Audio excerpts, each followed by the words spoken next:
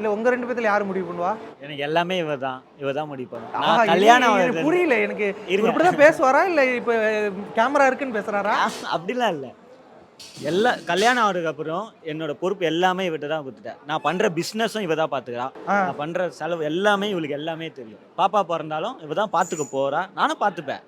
இன்னவரை இவ தான் நெறைய பாத்துப்பா. பேர் வைக்கிறது அவ இஷ்டம். அவ இஷ்டப்படுறத நான் பண்ண போறேன். ஆ. அதுக்கு தான் நான் இருக்கேன்.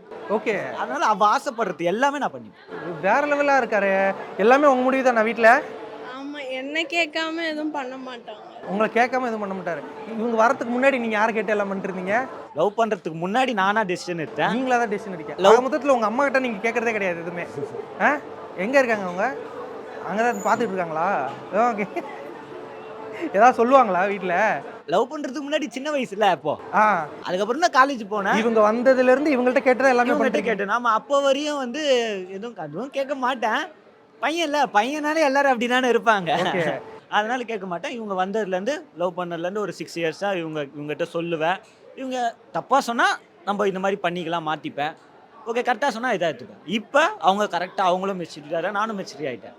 நாங்கள் 2 பேர் சேர்ந்தும் முடிவெடுப்போம்.